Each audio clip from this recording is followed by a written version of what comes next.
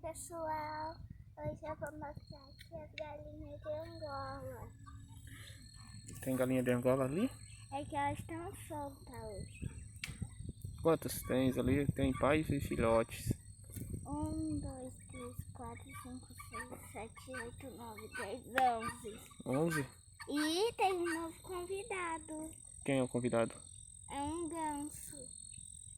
O nome Ah, dele o é ganso. Ganso. Oi? O nome dele é Ganso. Ganso? Ele ficava perto de casa, agora ele tá aqui. Ele fica lá perto de casa e agora mudou pra cá. Uhum. Tem o que mais aqui? Pavão, tem um pavão lá em cima. Cadê o pavão? Ah, tá ali por trás do morão. Tem outro lá em cima, lá passando. Tem mais um, cadê o outro? Tá em cima do telhado lá. Tá vendo lá em cima do telhado? Ali, ó. A fêmea. Tá vendo? Uhum. Ali tem o pônei. Tem um pônei ali. E E as aqui? galinhas. As galinhas estão tudo aí dentro.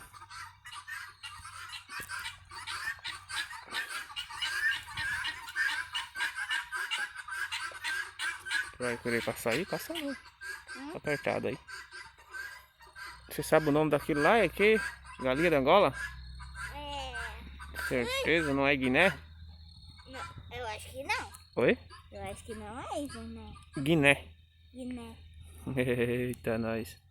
Tem uma galinha de Angola lá perto de casa também. Tem uma lá? Uma só? Uhum.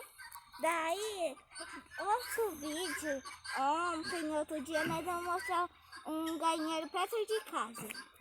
Certo. Que Por quê? tem pintinho. Tá bom. E por que nós estamos usando máscara? Por causa do corona. Do coronavírus? Você vai passar aí?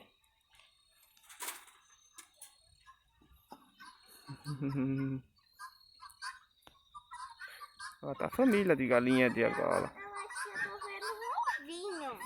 Ovo? Aonde? Olha. Tá enxergando daí? Eu acho que é um ovo. Socorro, a galinha tá olhando com uma cara feia. Oi? A galinha tá olhando com uma cara feia. Não entendi, repete. A galinha tá olhando com uma cara feia. Vai lá, ela te pegar.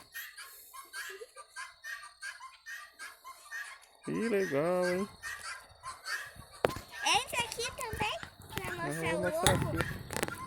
Dá pra mostrar daqui.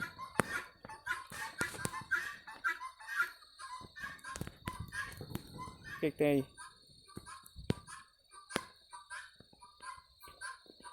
Hã? Ah, um monte de coisa, mas não tem nenhum ovo. Tá bom, vem aqui pra nós finalizar o vídeo mais uma vez.